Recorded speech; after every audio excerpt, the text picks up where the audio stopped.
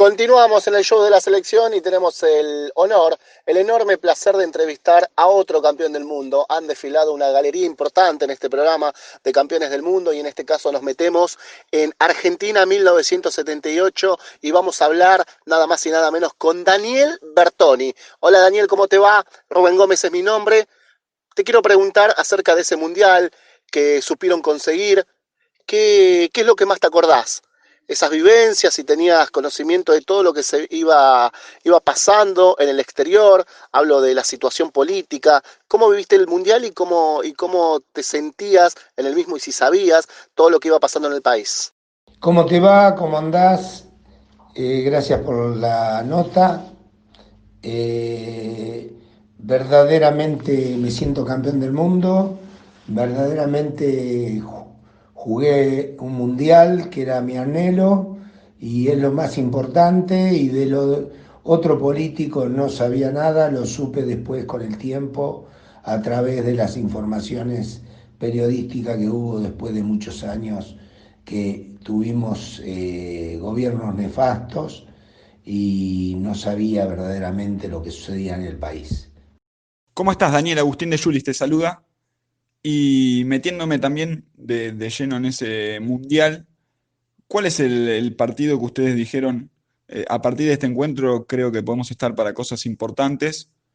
Y también te pido una reflexión de lo que significa hacer un gol en una final del mundo, con estadios llenos, lleno de hinchas de tu país, y que también sentenciaba un poco la Copa del Mundo y era lo que daba la sensación de que ya coronaba con el campeonato tan ansiado.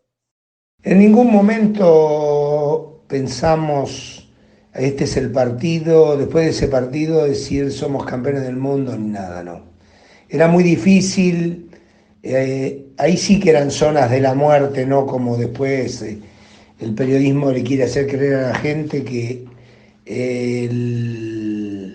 había zonas de la muerte cuando había equipos muy débiles en los otros mundiales. Ahí nosotros jugamos con Hungría, en ese momento era una potencia en Europa, con la Italia que siempre fue potencia y Francia en el primer grupo. Y bueno, no pudimos en ningún momento saber cuál era el quiebre. Ya cuando llegamos en la final fue importantísimo, sabíamos que teníamos uno de los mejores equipos de la década, que había revolucionado el fútbol y haberle ganado, me parece por única vez, porque dentro de un resultado, la única vez que Argentina le gana a Holanda me parece 3-1 o le gana un partido y hacer un gol que nos dio la tranquilidad. Para mí es lo máximo, marcar en una final, salir campeón del mundo, poder levantar la copa, para mí fue lo máximo. Verdaderamente es como tocar el cielo para un jugador de fútbol. ¿Y cuántos argentinos en ese momento, que eran 25 millones, hubieran querido jugar ya con la celeste y blanca y jugar una final y hacer un gol? Y yo tuve la suerte dentro de esos 25 millones de habitantes. Como hoy hay 44 millones de habitantes, también todos quisieran vestirse vestirse y vestir la camiseta de la selección, pero es imposible, es para pocos y los pocos que la pudimos usar le dejamos todo lo que teníamos que dejar dentro de una cancha. Hola, Daniel, ¿cómo estás? Víctor Santander te saluda. Y yo quisiera preguntarte sobre el día después de, ¿no? Después de esta copa ganada, la primera para Argentina, ¿cómo fue el proceso del 78 al 82? Digamos, con las condiciones en las cuales también se vivía en el país, como bien consultó antes Rubén. Y también haciendo un paralelismo de digamos, tu socio en la cancha, en Independiente con Ricardo Bocchini, cómo veías vos quizás que a su vez ganaban tantos títulos importantes con Independiente y quizás no tenían las mismas oportunidades entre Bocchini y lo que significaste vos también para la selección en todo ese momento? El día después, bueno, volví a la casa de mis padres, el barrio, volví con mi mujer, que estaba embarazada, que iban a ser mi primer hijo, que era Jair. Ese año había ganado la Copa y el Campeonato Nacional con Independiente, que habíamos hecho esa gran pared con Pochini y Biondi en Córdoba.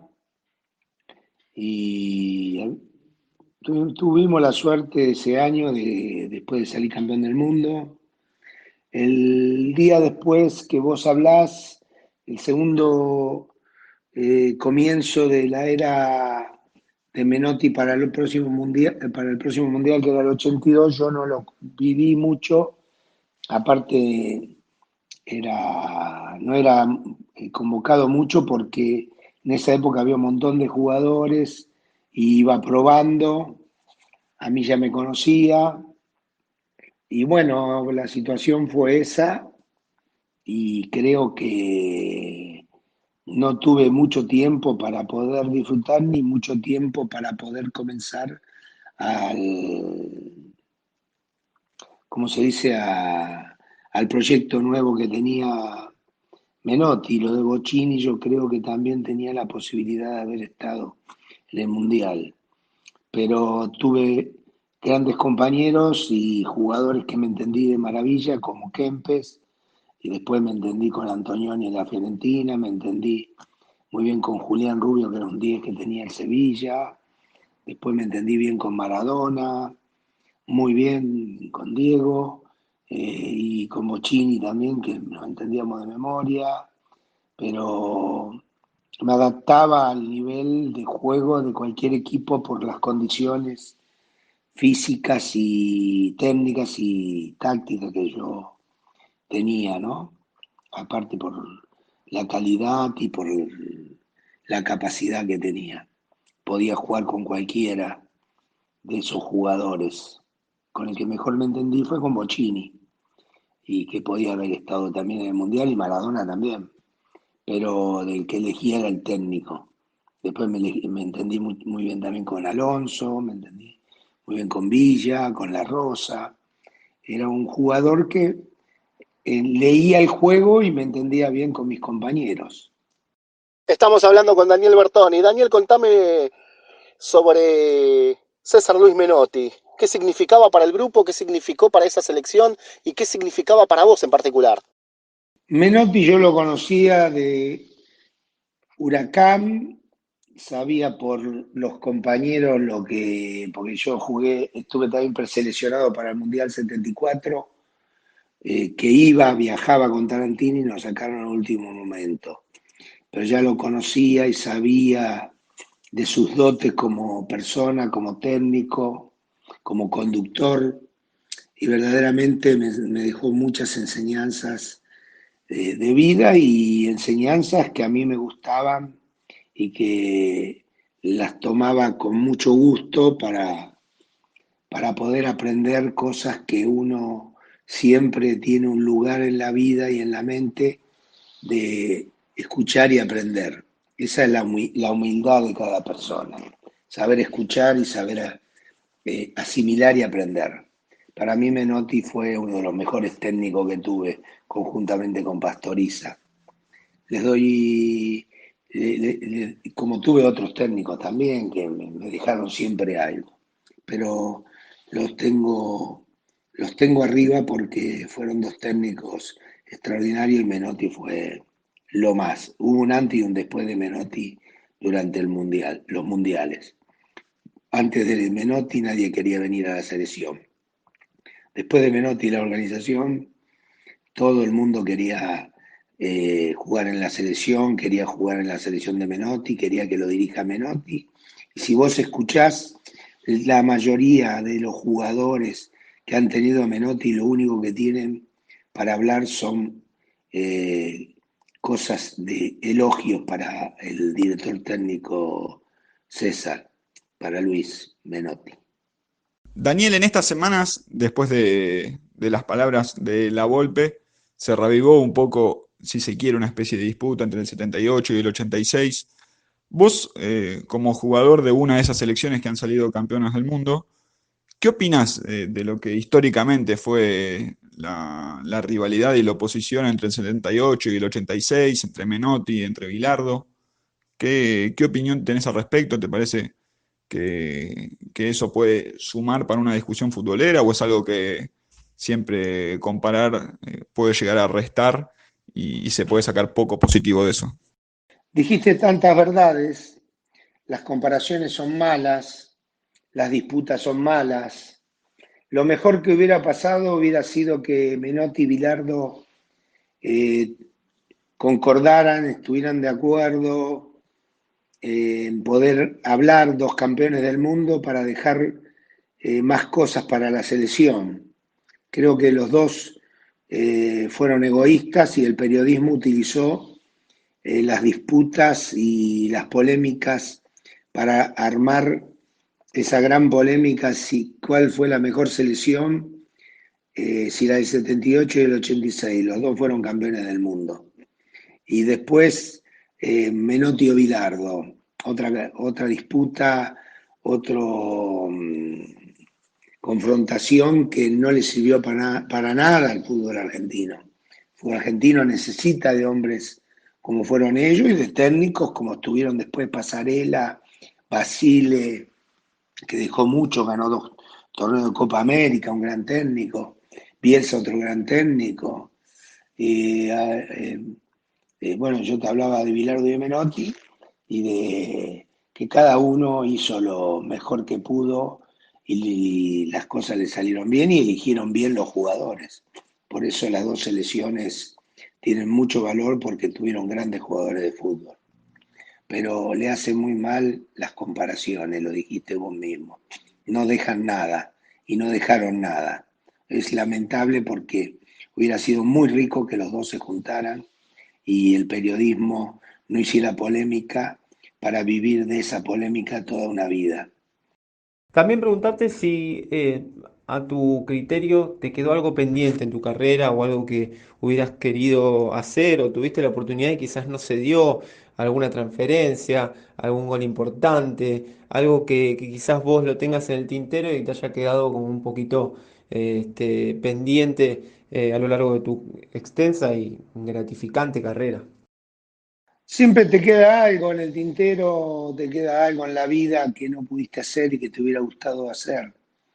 Yo en el fútbol, que fue una parte de mi vida, y me quedaron un par de cosas en el tintero. La primera, no haber podido ganar ningún título en Europa y estuve cerca muchas veces de ganarlo.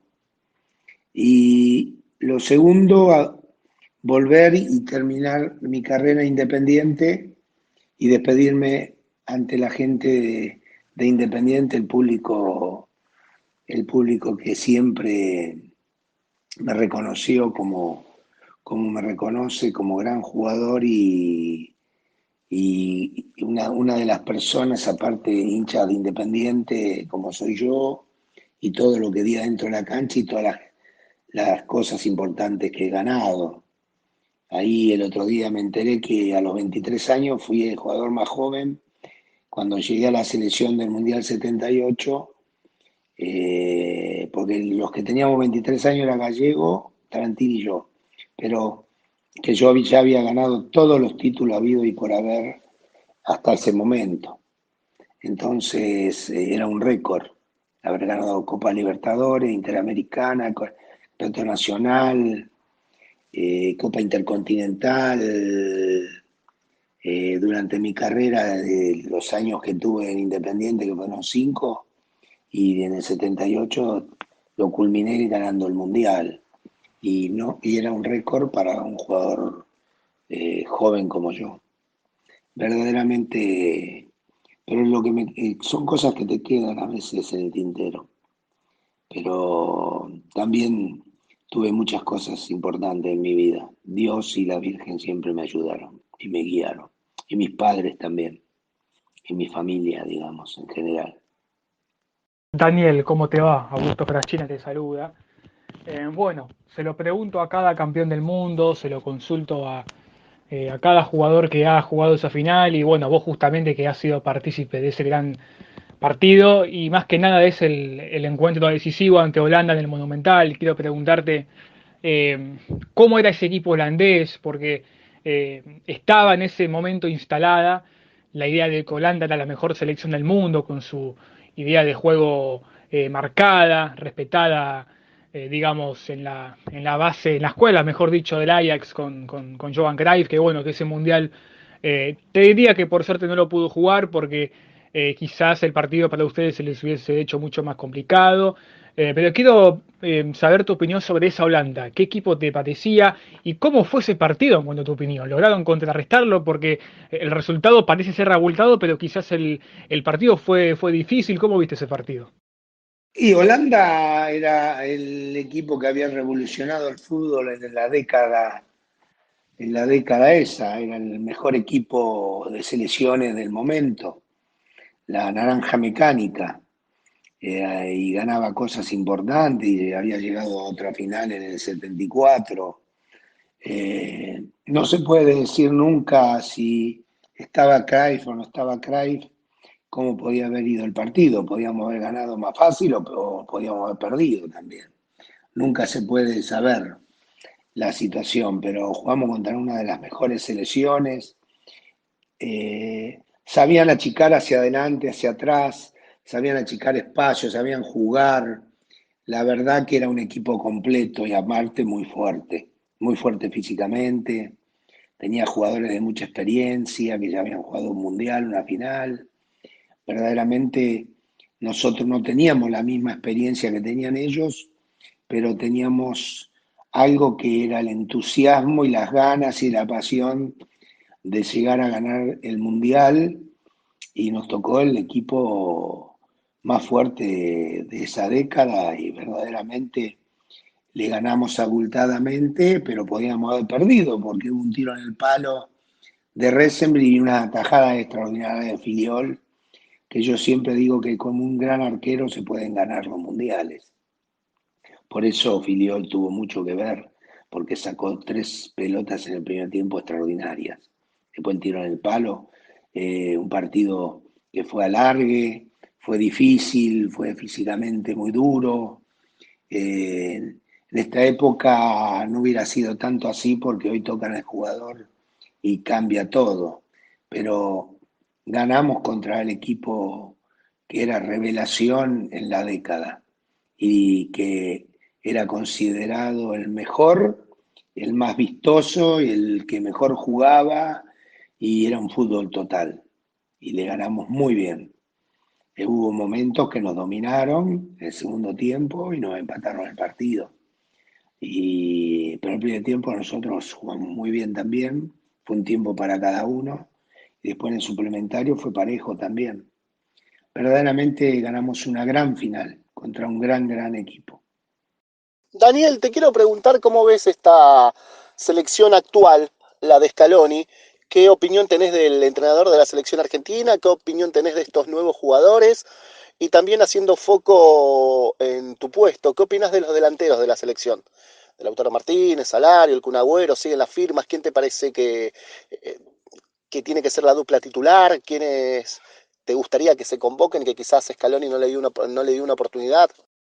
Bueno, esto recién comienza, es una selección nueva, tiene muy buenos jugadores, creo que es una selección que en los partidos amistosos ha demostrado que está para poder progresar cada día más. En respecto al técnico, el técnico lo escuchó hablar y parece que hubiera ganado 2 mundiales o 3 mundiales. Creo que tiene que empezar con humildad a trabajar. Ahora no vienen los partidos amistosos, vienen las eliminatorias que siempre son difíciles, pero Argentina siempre está para clasificar. En la última eliminatoria casi quedamos afuera, pero ahora viene lo difícil. Lo escucho hablar, me parece que tiene que tener un poquito más de humildad porque opina que tiene que ir a la cancha de Boca, que no a la de River. Y la de River es un ícono para la selección argentina. Ahí se han jugado partidos importantes, se han ganado partidos importantes y es como un estadio representativo para la selección. Después a nivel delanteros, Yo creo que no sé si todos van a llegar al Mundial bien. Hay que ver, hoy una dupla muy buena sería eh, con una punta sola que sería Lautaro Martínez, que para mí es el titular, y después Alario, que tiene futuro. Vamos a ver cómo mejora en Europa. Al Kun Agüero lo conocemos, sabemos lo que puede dar en la selección. No ha rendido casi nunca en la selección, ha comenzado de titular y tenía a Higuaín para luchar el puesto y terminó muchas veces en el banco. Por eso el técnico tendrá que ver si sale o hay otro jugador para poder componer una dupla con Lautaro Martínez. Vamos a ver, yo no veo una gran dupla todavía. Esperemos que mejoren, pero hay muchos jugadores que van a llegar a una cierta edad y ya lo han demostrado en el último mundial, que no sé si están para jugar el próximo mundial que viene, en el 2022. Ojalá que sí, ojalá que salgamos campeones del mundo, pero hay que ir con los pies sobre la tierra y con mucha humildad, como dije. Y si hay que citar a algún jugador, hay que citarlo. Eso es lo que pretendo. Como técnico no puedo hablar de Scaloni profundamente porque son partidos amistosos. Lo quiero ver a través de todo, la eliminatoria y el final, que es Qatar en el 2020, en el 2022. Ahí es el objetivo, ganar el Mundial. Y vamos a ver cómo se prepara en estas eliminatorias y en la Copa América que viene. Hay que darle la confianza que se le dio a todos los técnicos. Daniel, continuando con esta etapa más actual, si se quiere, de la selección, ¿qué opinión tenés en general de lo que fue la camada anterior, de las tres finales que no se pudieron ganar? ¿Te parece que igualmente es para destacar lo que logró la selección argentina o en alguna de esas finales vos esperabas más del equipo? Y también una pequeña reflexión acerca de lo que fue la selección de Sampaoli, que en su momento recuerdo que habías destacado, si se quiere, que no era el técnico más idóneo, que había algunas cuestiones que él hacía con el equipo que no te terminaban de redondear. Y bueno, después, con el resultado opuesto, la verdad que se demostró que era así como vos decías, porque nos chocamos de frente en el Mundial de Rusia de 2018. Bueno, la opinión que tengo, que hay que respetar porque llegaron a tres finales, se dieron las tres finales porque la Copa Centenario de la Copa América se jugó enseguida y pudimos tener la revancha. Y contra el mismo Chile, ¿no? Que creo que le costará tener una generación tan buena como esta. Y nosotros también, lo que pasa es que nosotros tenemos más jugadores, salen más jugadores. Eh, es respetable, es loable que hayan llegado a tres finales, pero lo único que rescato es eso, que llegaron porque había grandes jugadores, pero en las finales no respondieron a las expectativas que todos esperábamos, de ganar ¿cómo se dice? Las dos Copa América o la Copa del Mundo. Y tuvimos posibilidades porque si hablamos del Mundial, los alemanes tuvieron también sus oportunidades. Un equipo que le metió 7 goles al local y nos había metido 4 a nosotros también en la anterior eliminatoria en el 2010. Son equipos duros, durísimos y equipos con mucha experiencia y muy bien armados y con una gran organización. Y después con respecto a San Pauli, bueno, no me gustaban cosas, como no me gustan ahora cosas tampoco, que el técnico tenga que decidir mejor él que no escuchar mucho a los jugadores y que los jugadores sean humildes y escuchen más al técnico a ver lo que quiere hacer y a lo que quiere jugar. Y las posibilidades las vamos a tener siempre, pero yo creo que Argentina, Brasil, en el Mundial 2018 no llegó ninguno a jugar la semifinal. Quiere decir que los europeos están trabajando muy bien y tienen un porvenir y un futuro muy grande. Creo que nosotros tenemos que organizarnos y trabajar de la misma manera. En los sectores juveniles, nosotros tuvimos un Peckerman que sacó campeón varias veces sub-20, el campeón del mundial a la selección y sacó jugadores, porque los títulos son importantes para poder formar jugadores para el futuro. Y San Pauli sabíamos que se iba a golpear porque no tenía la personalidad por ahí que uno esperaba que comandara el grupo. Y bueno, así se tuvo que ir. Por ahí en el Mundial 2018 nos teníamos que haber ido en la primera ronda, si no parecía rojo contra Nigeria. Y después lo vimos que nos agarró Francia, le íbamos ganando, pero por una equivocación de ellos y nos metió 4 goles, que también lo pudimos haber empatado porque el técnico vio que Mbappé y Griezmann empezaron a sobrar el partido y erraban goles y lo sacó y por ahí podíamos haber ido al tiempo de suplementario cuando entró el Kun Agüero que erró el cuarto gol del empate. Por eso creo que hay que esperar y a esta selección del pasado hay que darle mérito de haberse dado a esas 3 finales. Y San Pauli perdió una gran posibilidad, pero ya venía con el problema que en AFA, que habían pasado varios técnicos, los jugadores a veces se confunden, no entienden, con un técnico por ahí quiere atacar, el otro quiere defender, quiere contragolpear, y es muy, muy, muy difícil, ¿no es cierto? Para el jugador también, pero fue un mundial mediocre de parte de nuestra selección y no solamente mediocre, hasta el mejor jugador del mundo no respondió a las expectativas porque nosotros esperábamos con ansiedad de llegar de nuevo a la final, pero no se dio.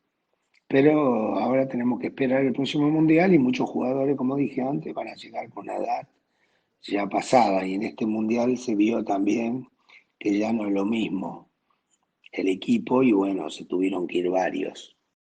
Daniel, siendo que vos sos una gloria de Independiente, has ganado muchas Copas Libertadores, Copa del Mundo, y siempre sos vos autorizada para hablar del rojo, ¿qué te parece este presente que está viviendo bajo la gestión de Moyano, que hace un par de años atrás parecía que llegaba para revolucionar el club, para terminar el estadio y para ponerlo en los primeros planos internacionales, como lo marca su rica historia, y que hoy en día pasa a un presente, sobre todo económico, institucional, muy complicado, con las deudas, con jugadores que quieren pedir la libertad de acción y un futuro que parece un tanto incierto?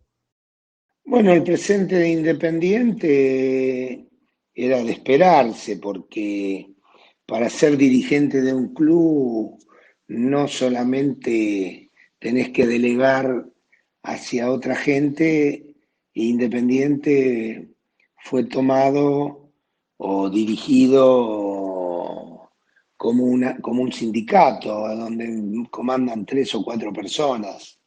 Independiente para eso tiene una dirigencia, la dirigencia es importante. Sí, salimos campeones sudamericanos, también campeones de la Surugaban. Yo creí que ahí volvíamos a ser Independiente de aquella mística, me equivoqué. La humildad que tenía al principio Holland la dejó no sé a dónde. Y Independiente pasó a ser un equipo más. Lamentablemente pensé que íbamos a ser el mismo de siempre. La historia lo considera un equipo de los más grandes del mundo, pero no se vive de historia, se vive de presente. Independiente tiene un presente de económico y futbolístico muy difícil, donde ellos mismos o la comisión nueva que venga van a tener que jugar un campeonato económico que es muy duro y un campeonato futbolístico que también va a ser duro porque sin dinero no vas a poder armar un buen equipo. Para mí fue una mala administración, no solamente en lo económico, sino en lo futbolístico. Y los jugadores, la mayoría se quieren ir porque no están cómodos, porque cada uno en su trabajo quiere estar tranquilo, cuanto más tranquilo están, mejor responde. Entonces, si no están tranquilos y se sienten incómodos en su trabajo, en el club, y no pueden tener libertad de vivir tranquilamente, se te complica. Y sé por gente dentro del grupo del plantel que se quieren ir la mayoría de los jugadores. Es una pena porque antes todos querían venir a jugar a Independiente. Bueno, esperemos que cambie toda esta situación, que venga, si hay elecciones, alguien que pueda sostener esta situación. Independiente debe 1.200 y algo de millones de pesos, más 15 millones de dólares que no entraron dentro del último balance, y no sabemos perfectamente cuánto es la deuda. Es muy poco democrático todo eso. Yo creo que tendría que, si vivimos en democracia, que el socio sepa que se gastan, que se compran, que sale, que no entra, lo que tiene que hacer la nueva comisión que venga, tener informado al socio en qué se gasta el dinero, en qué es lo que entra en sponsor, en venta de jugadores, como hacían los viejos dirigentes de Independiente, de las épocas anteriores, de la época mía también. La democracia es eso, pero que el socio no sepa cuánto se debe, cuánto entra, cuánto sale, cuál es la deuda total, original, y cuánto salió cada jugador y cuánto se debe. Aparte, se le debe mucha plata a las instituciones donde se compraron jugadores que no rindieron, jugadores ignotos que yo no conocía, verdaderamente, no voy a dar nombre porque es ofender, pero creo que hay que hacer un cambio fundamentalmente en todos los sectores, tener organizado el club para que el club sea el mismo que fue hace muchos años atrás, un orgullo nacional, como dice el hincha de Independiente, y como decía una canción, que éramos el orgullo nacional. Eso es lo que pienso yo. Daniel Bertoni charlando con nosotros en el aire del show de la selección. Daniel, un abrazo enorme, gracias por estos minutos y estamos en contacto. Hasta siempre. No, gracias a ustedes. Fue muy lindo poder charlar con ustedes y dar mi opinión. Mi opinión, siempre trato de ser objetivo, no trato de ser, digamos, peyorativo en las respuestas, pero cuando uno dice la verdad, en la Argentina no gusta en ningún lado, no solamente en la Argentina, cuando uno dice la verdad o trata de pensar que está diciendo la verdad. Gracias a ustedes y muy amable por la atención y por darme la posibilidad de poder responder. Hasta luego, adiós.